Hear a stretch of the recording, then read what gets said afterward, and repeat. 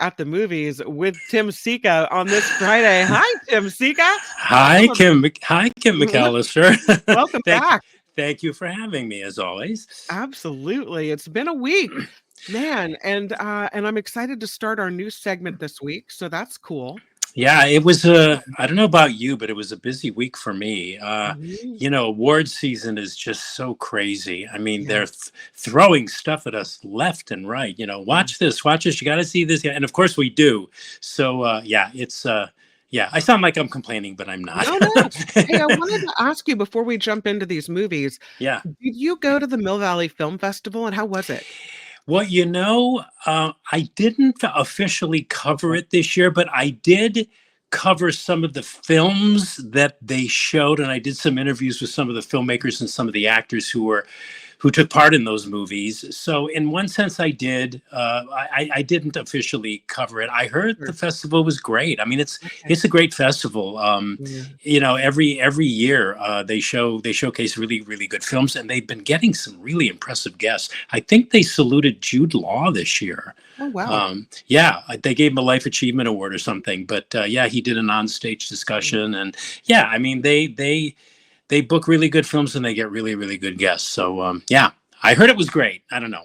Good. Yeah. All right. Your first movie is a creepy movie, and the poster kind of icks me out. It's Smile 2. Yeah, I guess that's supposed to be a smile in blood on the poster. Yes, this is the sequel, of course, to 2022's Smile. Mm-hmm. It is, it's a continuation of the cosmic evil being of the first Smile, taking hold of more people in the form of creepy smiles appearing across the faces of people before they get infected, with the Smile virus. Mm-hmm. Okay. And this happens to them. Usually they get the Smile usually before they gruesomely kill themselves. Right. And in this case, pop star Sky Riley, played by Naomi Scott, she in a kind of a Taylor Swift kind of knockoff, I thought of Taylor Swift watching this character played by Naomi Scott. Okay, who, like those before her, starts to experiencing this series of disturbing occurrences before the evil Smile entity overtakes her. And these events happen to her just as she is about to embark on a world comeback concert tour after overcoming all of this controversy surrounding her substance abuse and a car crash which killed her boyfriend. Really graphically dramatized in this movie. And Kim, I have to say this, the Smile franchise is one of the stupidest, I think, horror premises when you really stop and think about it. But this movie, it's written and directed by the same guy who did the first one. His name is Parker Finn. Despite it being so dumb, I really got to admit works. And it works because, number one, it provides the scares that horror fans expect. There are several intense jump scares in this movie. Two, it's violent. Yikes, is it violent and gross and graphic. And three, it just moves. I usually squirm during these movies, as you know, but after I accepted the fact that there were going to be a lot more jump scares and a lot more violence and grotesque killings, I actually started in a weird kind of way to enjoy it and found it kind of amusing. I mean, to me, it was like going on the scariest, most intense roller coaster ride at the amusement park, but coming off of that roller coaster ride kind of giggling. So that's the way this movie struck me. It was a kind of a fun horror movie. My only gripe with it doesn't it have people killing themselves? How can that be fun? I know. Well, I don't know. Maybe that says more about me than I want people to know. I don't know. I don't know. It could have just been that I thought it was so.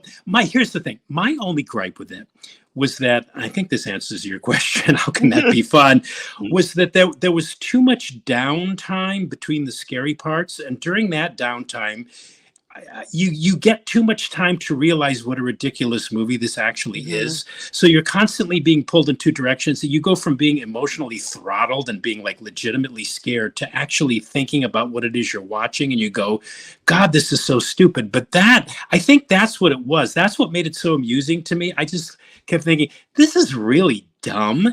And I started like laughing over the fact that it was dumb.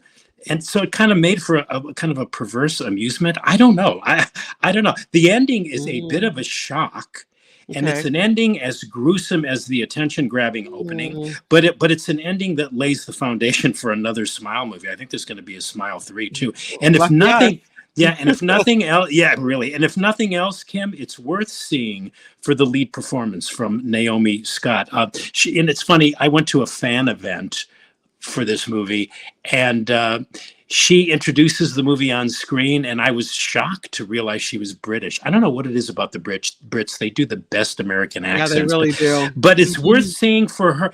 She notably physically throws herself into this role of a pop star trying to make a concert comeback while slowly being infected by this smile virus. She literally runs the gamut of emotions from A to Z, and Mm. and she's as fun to watch as this amusing, ridiculous, violent, scary horror movie was to me. So surprising myself, I recommend Smile 2. Go figure. I don't know. Yeah. Maybe I'm just getting punch drunk from seeing too many movies during this award season. I don't know. But I did actually enjoy it. And I kept saying to myself, why am I finding this movie so much fun? Maybe I'm losing it. I don't know. I don't know. But I recommend it. I recommend Smile 2. I think Nikki would like it. Although Oh, she she probably, totally would. but I Yeah. think she would also kind of find it kind of stupid, you know? It's all right. She'll Yeah. get into it anyway. Yeah. Yeah. Yeah. Well, whatever. Murphy writes, I have a trick for getting through horror and thrillers, appreciating all those theater kids using their degrees, celebrate the arts, she writes. Yeah, Yeah, that's okay. what it's about. That Absolutely. sounds good to me. Yeah. Shall we move to the next movie called Rumors? Rumors. This, you know, watching this movie, to me, this certainly seems to be the year for quote unquote odd cinema. I'm thinking of Joker, the Joker sequel, and Megalopolis, and the upcoming Better Man, which I don't know if you've seen previews for that movie, but it's about British pop star Robbie Williams, and in the movie he's played by a monkey.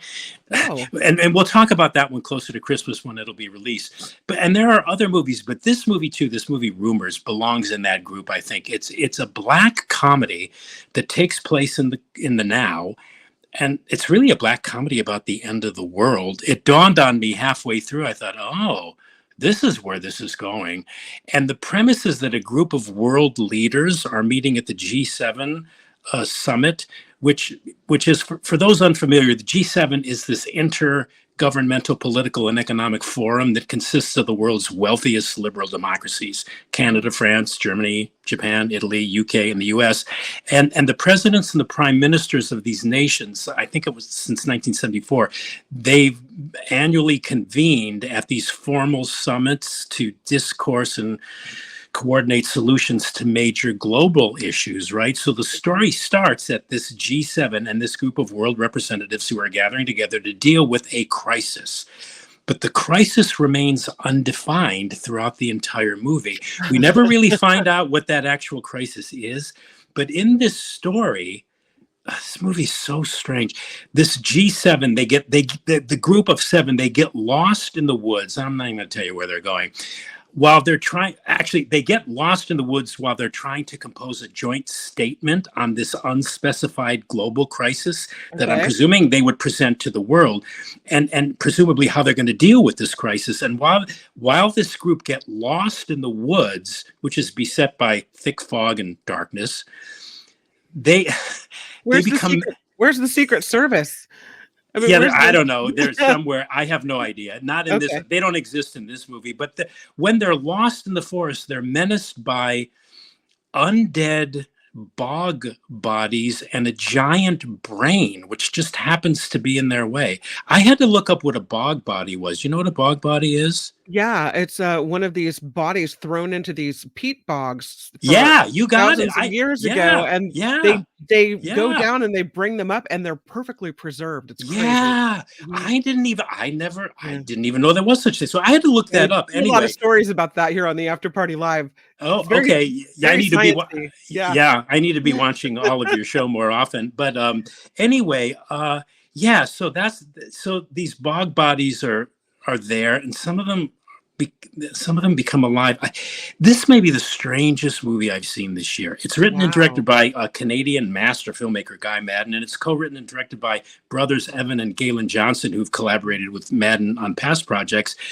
It's just plain strange, and it produces weird, conflicting reactions. And because it's a comedy about the end of the world, in some ways it's really depressing, but in other ways it's sort of like perversely uplifting.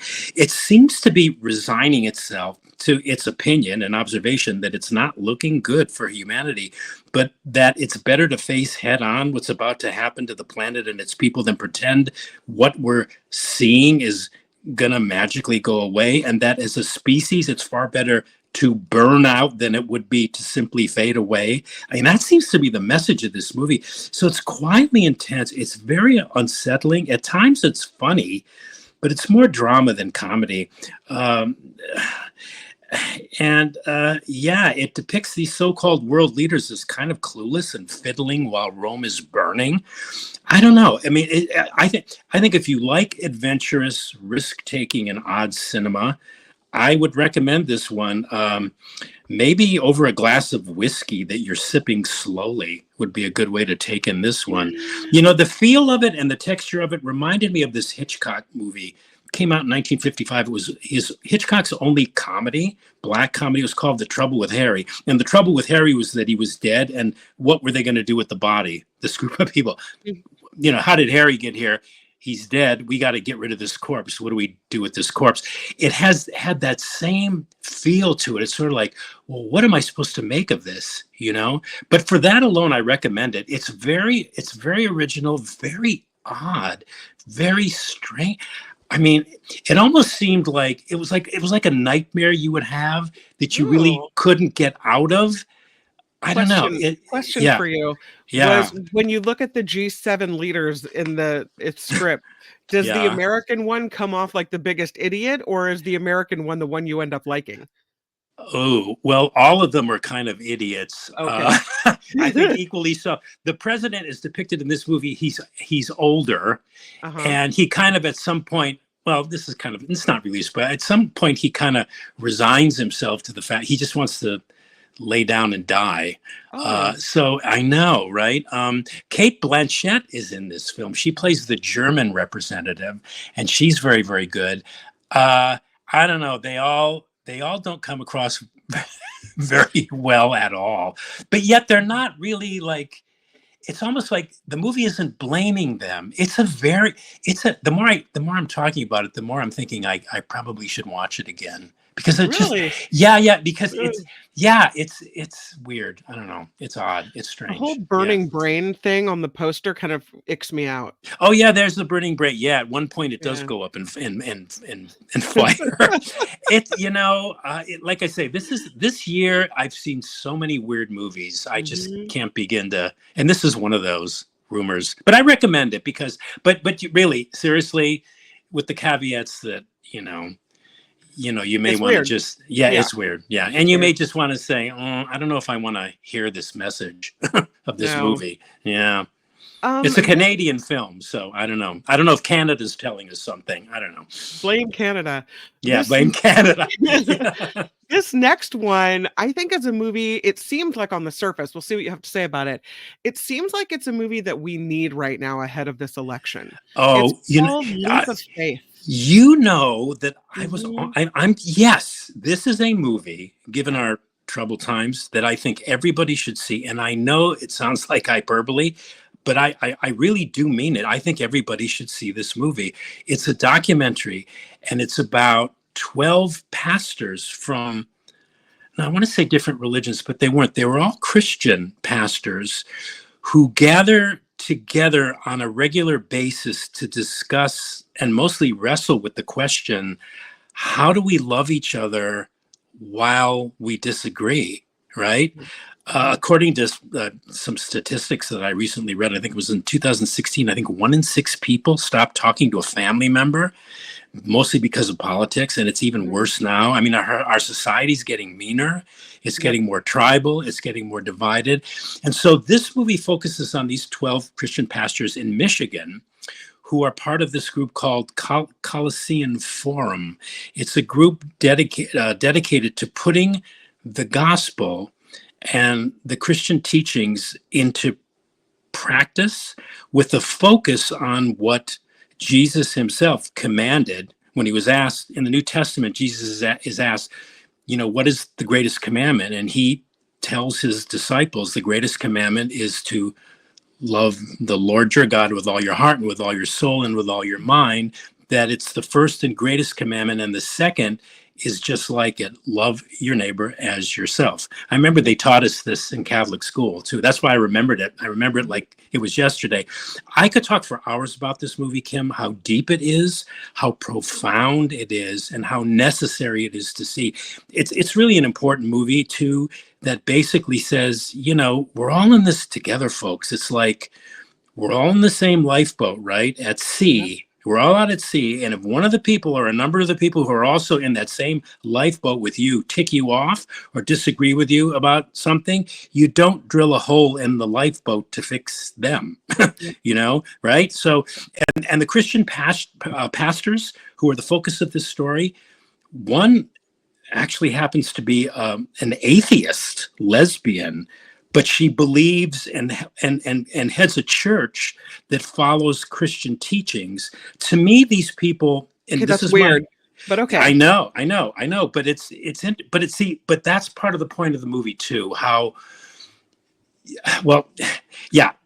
And let me first say that the Christians depicted in this film are, in my opinion, they're true Christians, for want of a better adjective. And by true, I mean, the Jimmy Carter Christian, the ones who practice the two great commandments as espoused by Jesus Christ, despite or in spite of their own religious disagreements. It's quite a story. It explores issues of faith and religious doctrine and dogma and how those oftentimes collide with the reality of one's life, and asks, what's the point of belief, and shouldn't knowledge be the end game here? And, where does belief and faith play a role in life? And what is love? Do we really understand what love means and what love is? Can we love? Is love even possible in the polarized climate in which we find ourselves today? It's a terrific movie.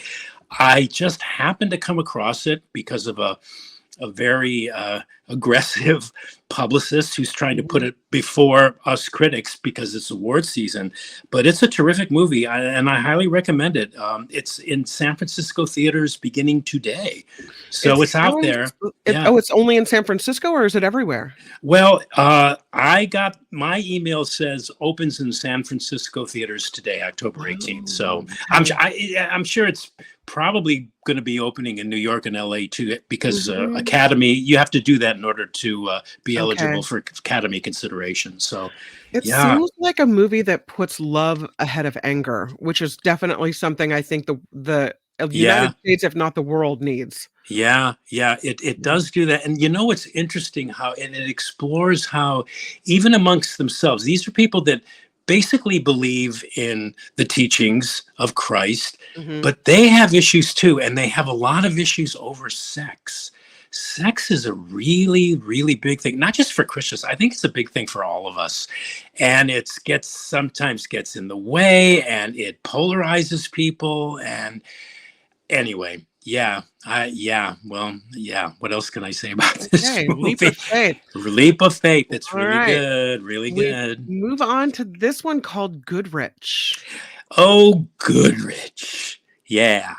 This is a movie that might have been a total eye roller for me, but because it stars Michael Keaton, who delivers a great performance in it, in my opinion, it escapes that fate of being an eye-rolling movie. It's a story. Well, okay, this is a story. It's a comedy drama. It has a great opening for what's about to follow. And the opening has Michael Keaton. He plays Goodrich. He plays Andy Goodrich, of the title. He plays an art dealer, and he gets a phone call from his wife, who announces to him that, number one, she's in rehab, and number two, she's leaving him. And of course, he's like being hit with a bolt out of the blue. He has no clue. So right there, you get what this story is going to be about. It's about a guy, a husband, and a father who's so preoccupied with his own life and his work that he's failing to see the reality of what's happening around him, especially to his family and his kids. And so this is familiar film territory stuff, calculated to grab hold of your heart. And it's Mhm. replete with, absent dad thinking he's doing his best, but his best is starting to take its toll tropes. It's got all of that. And it's pretty much everything you're expecting it to be, except for one of the realizations the Keaton character has about his pregnant daughter at the end of the movie, which was truly bizarre and cringeworthy. But there's a big but here. This is Michael Keaton's movie, and Keaton is so good in this part that you can almost forgive the movie itself for being such an obvious drama about paying attention to the things that really matter in life. Keaton is brilliant. In fact, and once again with this movie, we're reminded what a great actor he is and what a great actor he can be. And he elevates the material here, and he sort of he transcends the cliche. The cliche is all over the movie, but he somehow, through this performance, transcends it. And just as an example, part of the character he's playing here is that he never shows fear, and he's always optimistic, and he's always going around saying things to other people like, yeah, it's going to be fine, I'm Mhm. fine. And I know of no other actor who comes to mind that can wring so much nuance out of repeatedly saying those lines. He says those lines so many times in the movie, but each time you're kind of like, you feel something that you didn't feel the first time or the time before he said those Sure. lines. So how to sum this up?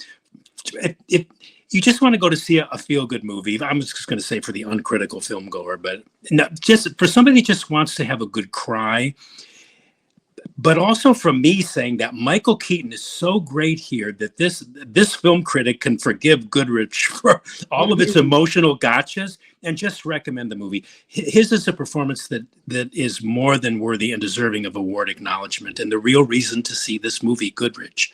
He is great. Do you He's think so good. is he gonna get an I, Oscar for this? well, I certainly am gonna. I mean, he's gonna go. I'm gonna push for him at least to be in the initial round. I Mhm. mean, I yeah, I'm thinking of other performances. There's a few others, but this one really stands out. And what I like about it is it's subtle. It's not showy at all. Mhm. He's true and authentic. And I mean, I'm a Michael Keaton fan, so maybe I'm biased, but he really was superb in this movie. I Just don't know beautiful. why it's kind of, and maybe it's completely different. Do you remember that movie where the guy has a mental breakdown and what touches it off is he's at a drive-through in McDonald's and he orders breakfast, but breakfast is ended and he loses it? Do you remember that Like, movie? And then uh, he goes and is gets a gun and he just his whole life implodes because that moment was is that the like one with Michael Douglas? Maybe it's is I that the? think maybe that is. I don't know why Yeah, it reminded me of the same thing where a guy's just finally underwater and then finally everything blows up. yeah. Well, what's Yeah. interesting about this movie is that's kind of describes what he goes through. This character, but Mhm. he always keeps a lid on it. Yeah. But you can feel it and see it through his Mhm. body language that it's really Wow. starting to get to him, and he never really does do Michael Douglas drive Mhm. through thing, Yeah. but it's a different kind of thing. It's just an incredible performance. I just love. I would watch the movie again to just watch the performance. He's so good. He's so Wow. good. Yeah. All right, let's move on to the streaming series Monsters, and that's the Menendez story, Yeah, right? yeah, Mhm. I'm trying to be a little more all encompassing and chatting with you. So I've been Mhm. streaming. I'm starting to stream a little more. God knows I'm finding out time to Look stream. at But you. yeah, I know. And I actually got through all of Monsters, the Lyle and Eric Menendez story. It's on Wow. Netflix. And this is the second installment of Ryan Murphy's series. It's series 2. The first season dealt with Jeffrey Dahmer, which I am not going to watch. Have you Mhm. seen that one? No, Uh, mm-mm. Friends told me don't if you're squeamish at all, you don't want to watch that one. Anyway, Mm. this is the Lyle and Eric Menendez story. It's about the infamous two brothers who savagely murdered their parents in 1989, and whose story became tabloid fodder for years. Yeah. And this miniseries version presents these murders from multiple perspectives, but the brothers' viewpoint is the central narrative.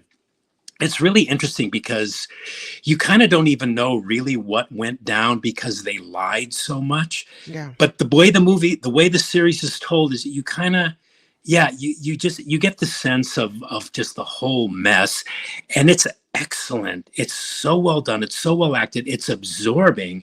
And if you can get past the first episode where we get to see, I mean, the first episode is the rough one. We get to see the parents being graphically blown away by a pair of sawed off shotguns.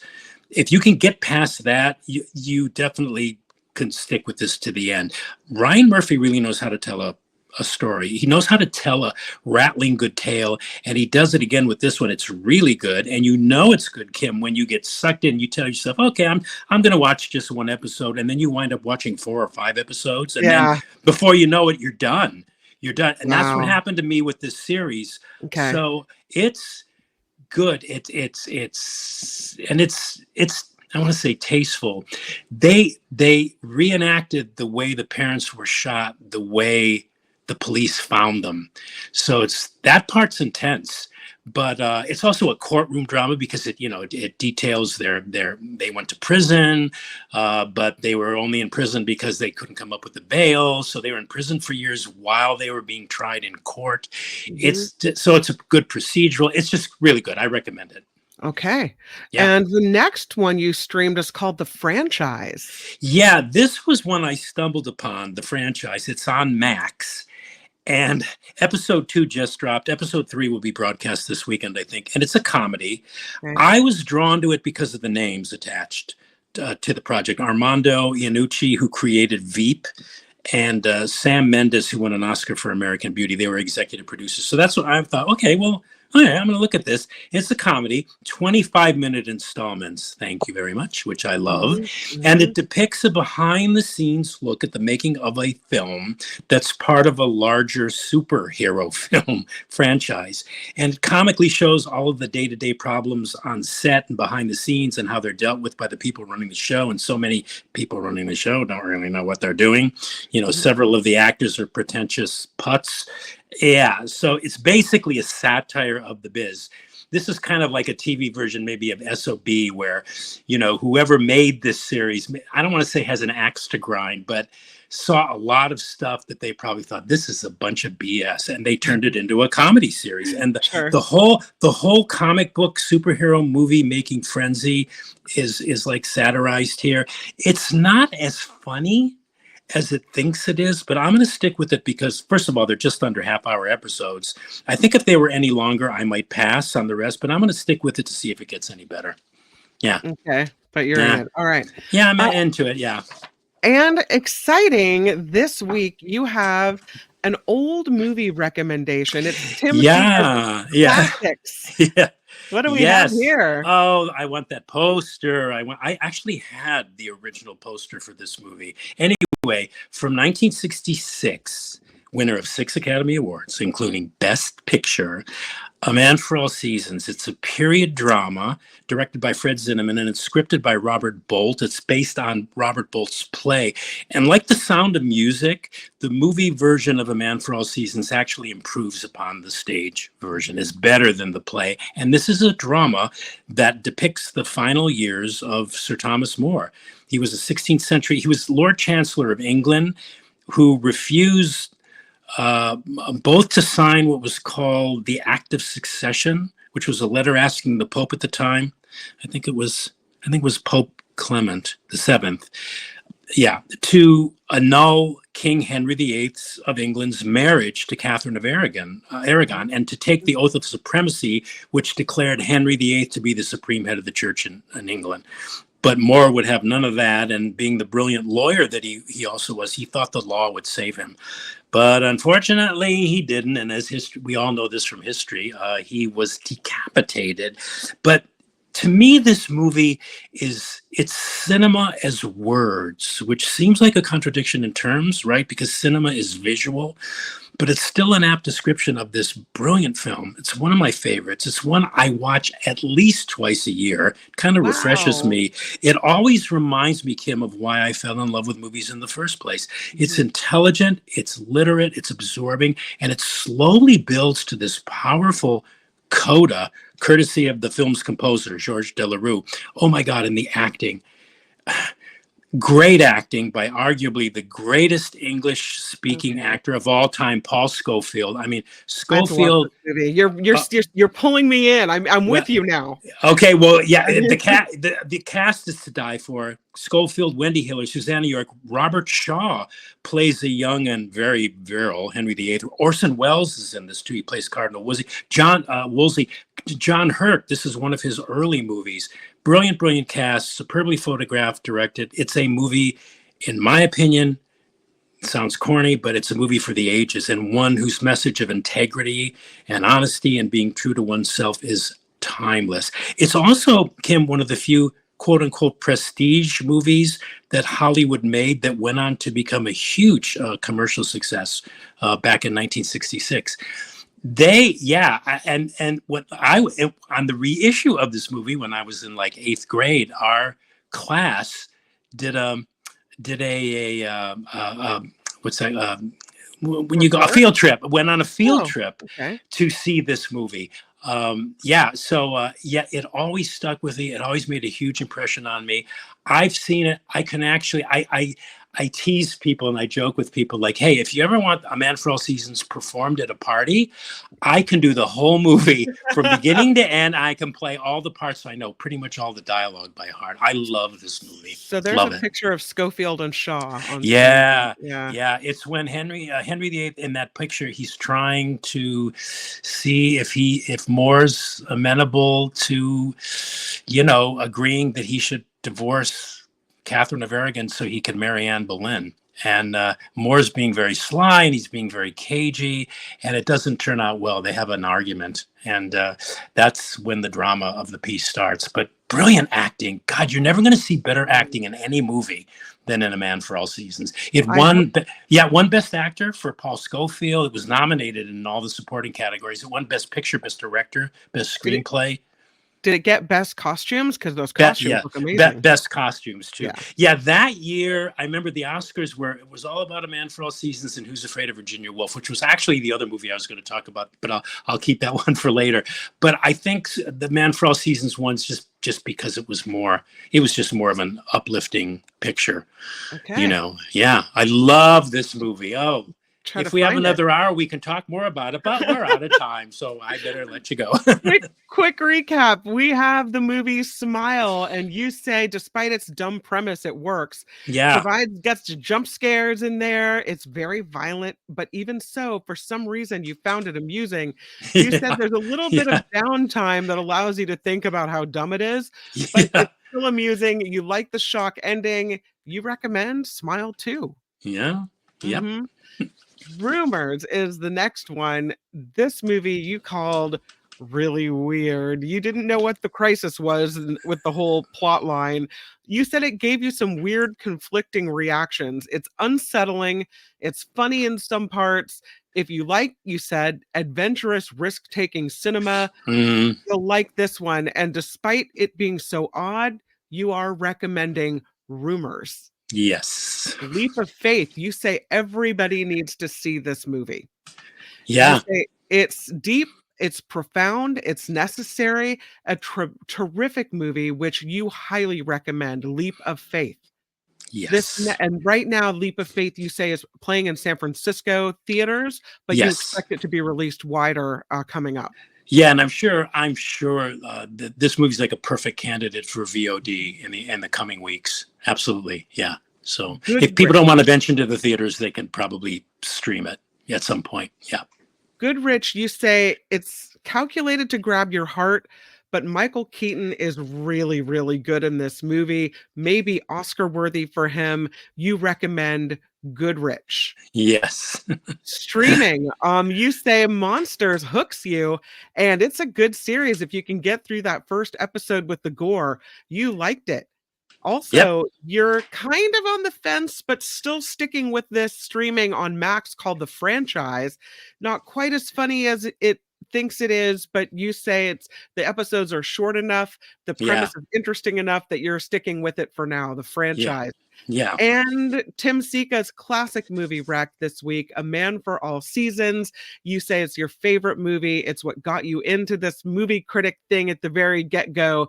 And A Man for All Seasons is worth watching at least twice a year if you're Tim Sika. Yeah, twice a year, maybe more. Maybe I watch more, and I don't want to admit it publicly. But it's Man for All Seasons. I believe it's streaming on Amazon Prime. I'm pretty sure. I Okay. do know that it's actually going to be re-released in a 4K version in this Columbia set. I know people don't.